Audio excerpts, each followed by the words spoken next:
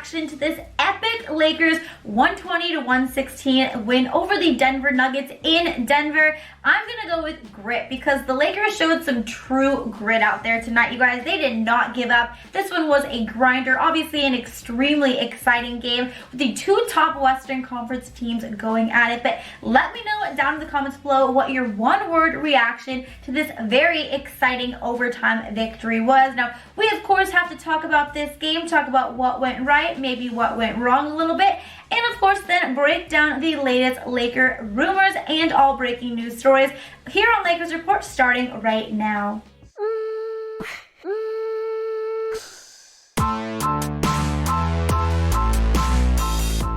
What's up, Laker fam? Welcome to Lakers Report by Chat Sports, all things Lakers. I'm your host, Hannah Kulik, aka Laker Han, and obviously I am in an amazing mood because the Lakers just got a huge overtime win against the Denver Nuggets in Denver. We're going to talk a little bit about that win and my 3 takeaways, but before we do, I want to make sure that you guys are following me on my social media handles. If you have not yet done so, please make sure to follow me on my Instagram at HannahRoseKulik and my Twitter at Hannah_Kulik to not only keep up with all things purple and gold, but also some fitness things as well. If you know me, you know I love to post my workout videos and fitness tips and tricks as well. But let's move on. Let's talk about this extremely exciting Lakers win because honestly, you guys, when we first came out, I was a little nervous. I did not think the Lakers really came to play in that first quarter. They were lacking a lot of energy, but once that second quarter came about, AD really turned it on. Then, of course, we also had Alex Caruso and Dwight Howard having a huge impact with this game. In my opinion, those two guys were really the difference makers. We had LeBron James getting yet again another triple-double. He finished with 32 points. He also had 14 assists and 12 rebounds. AD also continued to dominate with 33 points and 10 rebounds. Now, obviously, this is a huge win. We're going to talk about the 3 biggest takeaways, but before we do so, I want to just get your guys' opinion on something. Do you think that the Lakers can beat the Denver Nuggets in a 7-game series? I personally think they can. You know, we've done a great job beating the Denver Nuggets so far this season, but let me know down in the comments below, in a 7-game series, which team do you have, the Lakers or the Nuggets? Do you think the Lakers can beat the Denver Nuggets? If you do, type Y down below. If not, type N down below. But let's move on. Let's talk about my 3 biggest takeaways from this game. Now, my first takeaway is kind of goes back to what my one-word reaction of this game was, and that is grit, you guys. The Lakers showed some real character in this game. Now, obviously, like I said, you know, they didn't get off to the best start, really lacked some energy, but that second quarter, AD really came out firing. Alex Caruso, Dwight Howard really had a big contribution. This team really turned everything around, in my opinion. They just brought a ton of energy. Dwight Howard really played well. I want to talk a little bit more about him in a second, but those two guys in particular really were the difference makers in this game. But then, of course, we had LeBron with that triple-double, AD having another dominant performance as well. But this Lakers squad really did show a lot of character and a lot of grit up there. Never really gave up, even when it looked like maybe they were not off to the best start. Now, my second takeaway from this game is just going back to Dwight Howard, and that is, I think it is time for Dwight Howard to start. Now, he had another extremely impressive performance. Like I said, he was one of the big difference makers of this game tonight. Now, he did start the second half, which was interesting because usually JaVale McGee gets that start, obviously, to start the game, and then again in that second half. But JaVale only played a few minutes in that second half, and I don't know if a big fact just goes to the fact that Dwight Howard was playing so well tonight, or if it was just maybe JaVale wasn't feeling well. But all in all, I believe that it is really time for Dwight Howard to start. I just think he has been completely playing at such a high level lately, really just dominating, especially on the defensive end, really contributing on both ends. So I think personally, it is time for Dwight Howard to start, and this game just proved that. Now, my third takeaway may be a little bit of a negative one, but I just have to talk a little bit about Kyle Kuzma because I think this was a low point in Kyle Kuzma's career. He only played 16 minutes in this game. He didn't see any action in overtime, only took 4 shots, made only 1 of them, and throughout the most part, he just looked like he had no clue what he was doing out there. Didn't really look like he had a lot of energy and really wanted to contribute on really with anything. And personally for me, it just continues to get frustrating because, as you guys all know, I'm a big Kyle Kuzma fan. I'm always rooting for Kuz to succeed, but it's just getting harder and harder when he keeps having performances like this, especially because he was having a good stretch of games ever since Kobe Bryant's death where he was really stepping up and contributing in a lot of ways. But so far tonight, night, another game where Kuz just really was not there, you know, mentally, physically, really in any way, shape, or form, and continues to just really struggle through this season. So hopefully he is able to get some sort of consistency, but tonight was definitely a low point in Kuzma's season in his career, and it was just definitely not his night, that is for sure. So those are my 3 takeaways. Now let's talk about some of the latest rumors and breaking news stories regarding our purple and golds. But before we do, I just want to remind you guys that Valentine's Day is only a couple of days away, and if you would like to show your loved ones how much you care about them, how much you love them, then you're in luck, because one of our sponsors, Pro Flowers, is actually giving you guys 15% off their entire site to go buy your loved one a teddy bear, some chocolates, some roses, whatever you want to buy, they have it. They have everything you could ever need to show your loved one how much you care about them this Valentine's Day. And if you would like 15% off in this special offer, then all you have to do is go to chatsports.com/flowers. So definitely make sure you take advantage of that. Huge shout out and big thank you to Pro Flowers for making sure we are able to show our loved ones how much they mean to us this Valentine's Day. But moving on, let's take a little look here at the updated Western Conference standings. Now, obviously, we have our Los Angeles Lakers standing atop at that #1 spot. Then we have the Denver Nuggets. Then we've got the Clippers, Jazz, the Rockets, the Mavs. We've got the Thunder, and then of course the Grizzlies. So as of right now, these are the top 8 Western Conference teams. But as you know, there's still a lot more to this season that could go. So there really is still many teams that could kind of slide into that 8th spot. And so I wanted to kind of take a little predict the future right now. Talk about 3 teams that potentially could be in that 8th spot and could potentially be the Lakers' first round of the playoffs matchup in that 7-game series. So right now, obviously, we have the Grizzlies who are in that 8th spot, but of course, still a lot of the season left to go. There could be some things shifting. A lot of people are actually thinking that the Portland Trail Blazers is going to end up the 8th spot in the Western Conference. Now that would obviously be a pretty good matchup. Damian Lillard right now is playing out of his mind. Portland right now is on a roll because of Lillard and just how amazing he is playing as of late. He's honestly my favorite player that isn't a Laker. So I would love to see that matchup. It would definitely be very interesting to see kind of Lillard go at it with LeBron and AD. And you know, the Blazers also have some other really talented players like CJ McCollum, Carmelo Anthony, of course, as well. And it's never really easy to win in Portland. So that would definitely be a great matchup. But a matchup that I would actually love to see,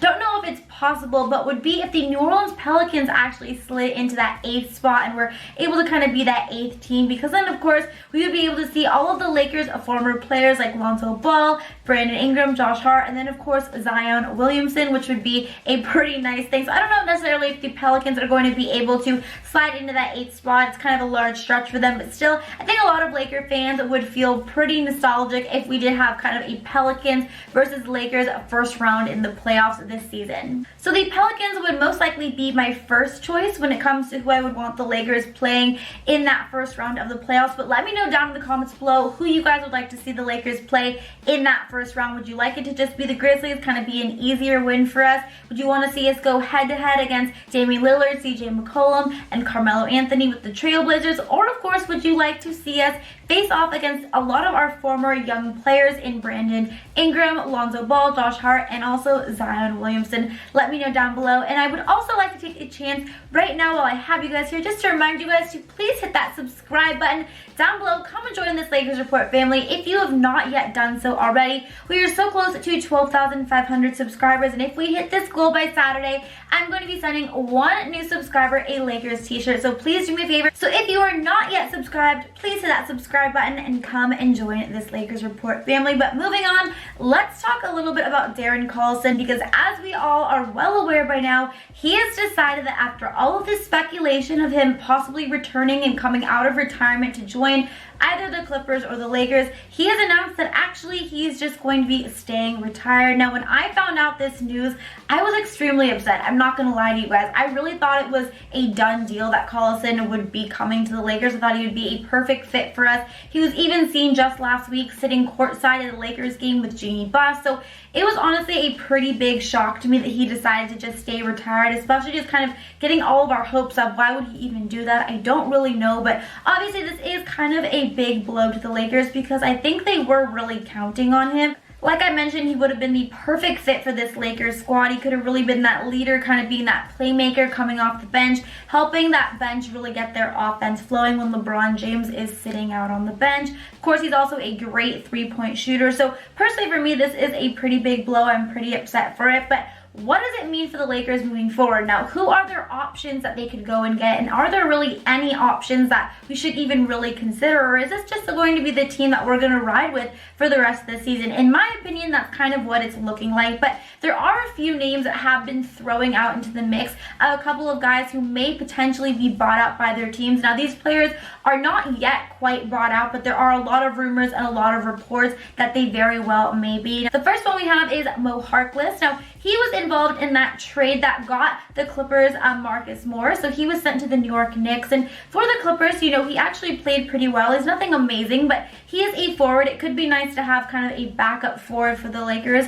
That is a position that we could look to maybe use to address. So Mo Harkless is a player that, again, not yet bought out by the Knicks, but there is a lot of speculation that he may be. If he is, definitely look for the Lakers to possibly consider maybe potentially signing him if they do think that could be a better fit. Now, another player that there has been some speculation may be bought up by their team, but I think it's pretty unlikely, but I'm just going to talk about it because, again, has been kind of in the mix of some reports lately, is Reggie Jackson of the Detroit Pistons. Now, obviously, Jackson is a guard, so of course he could help us out because we do need that second ball handler for us coming off the bench, but I don't really see it happening, you guys. I mean, he's averaging for the season 15.2 points, 2.9 rebounds, 4.7 assists. He's making $18 million this season. Personally, if it were up to me, I don't think Reggie Jackson is going to be cut. So I think all of these reports are just kind of random and just trying to stir the pot. So I wouldn't get my hopes up too high for him. But two players that are also very in the mix to potentially being coming to the Lakers are Dion Waiters and J.R. Smith. Now,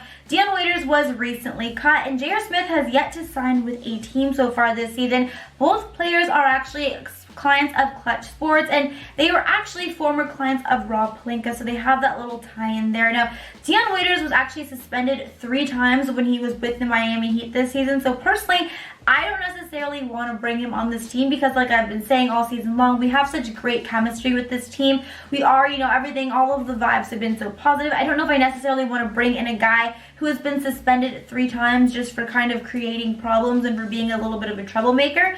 And then J.R. Smith, you know, yes, he can provide a lot of shooting and a lot of offense. He's kind of one of those very streaky shooters, but when he's hot, he is definitely hot. But again, I don't necessarily know if these two guys are the best fit for this team. Don't really know necessarily if any of these players are a good fit for this purple and gold squad. You know, I know a lot of us are very disappointed that the Lakers didn't make a trade at the trade deadline, but I think a big part of that is just due to the fact that the media really got our hopes up and really kind of stirred the pot and made us think that we need to really make trades and make some adjustments to this team. But at the end of the day, you guys, we have the best seed in the Western Conference by a pretty large margin. We're having an unbelievable season. So yes, of course, there still are some things that we need to address and kind of figure out before the playoffs, but every team is going through that as well. That's why we have the rest of the season to kind of figure out those learning kinks and those learning curves and stuff. But I still am very confident with this team, but I'm curious, out of all of those players that I just discussed that could potentially be bought out by their teams and coming and join the Lakers,